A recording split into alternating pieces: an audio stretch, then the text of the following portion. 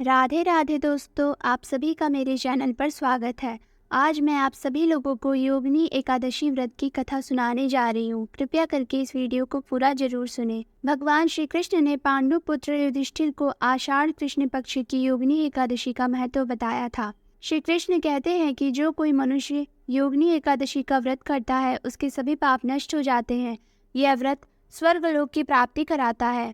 तो चलिए जानते हैं योगिनी एकादशी की व्रत कथा। हिंदू पंचांग अनुसार आषाढ़ महीने में 2 एकादशी आती है, जिनमें पहली एकादशी योगिनी एकादशी है और दूसरी देवशयनी एकादशी होती है। यहाँ हम आषाढ़ महीने की योगिनी एकादशी के बारे में आपको बताने जा रहे हैं।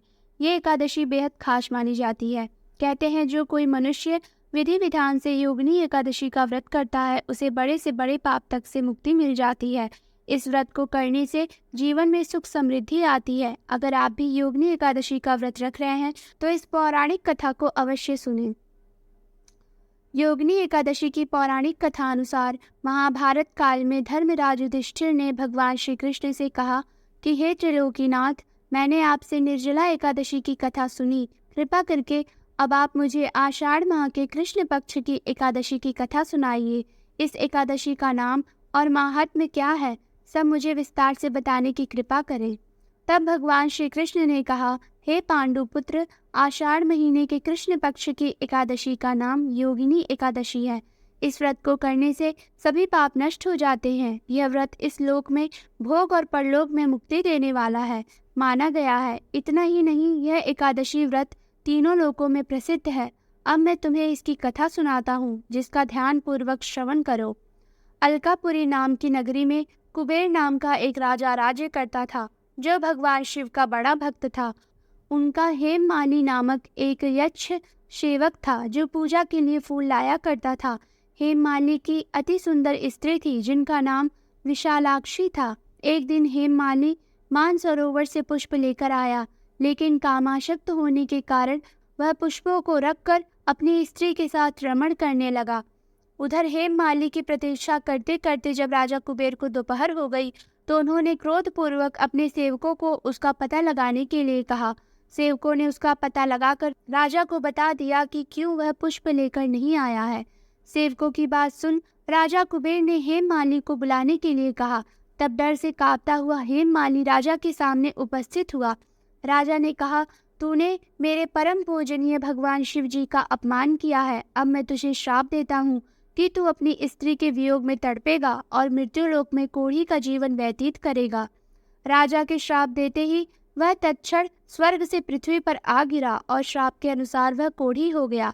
इसके अलावा उसे स्त्री का वियोग भी सहना पड़ा। मृत्युलोक में आकर उसने भयंकर कष्ट भोगे, लेकिन भगवान शिव की कृपा से उसकी बुद्धि मलिन ना हुई और उसे अपने पूर्व जन्म की बातें भी याद रही। मृत्युलोक में अनेक कष्टों को भोगता हुआ वह हिमालय पर्वत की तरफ चल पड़ा।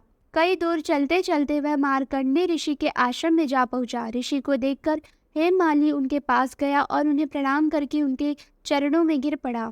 हेममाली की ऐसी हालत देखकर मार्कंडेय ऋषि ने कहा, तूने ऐसे कौन से कर्म किए थे कि जिससे तू कोढ़ी हुआ और भयानक कष्ट भोग रहा है। इस पर हेममाली बोला, हे मुनि श्रेष्ठ, मेरा नाम हेममाली है।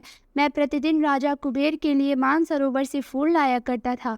इन फूलों का इस्तेमाल वे शिव पूजा में करते थे। एक दिन पत्नी सहवास के सुख में फंसकर मैं समय से फूल नहीं ले जा पाया।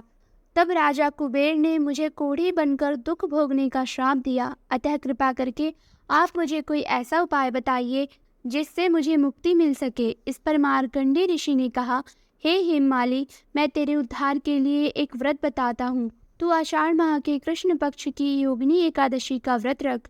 इससे तेरे सारे पाप और श्राप नष्ट हो जाएंगे।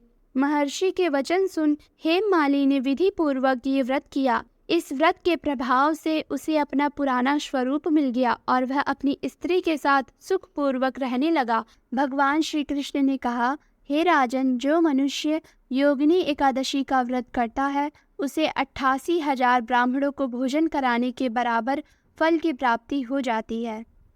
तो आप सभी बोलिए लक्ष्मी नारायण की जय हो। तो ये रही योगिनी एकादशी व्रत की कथा।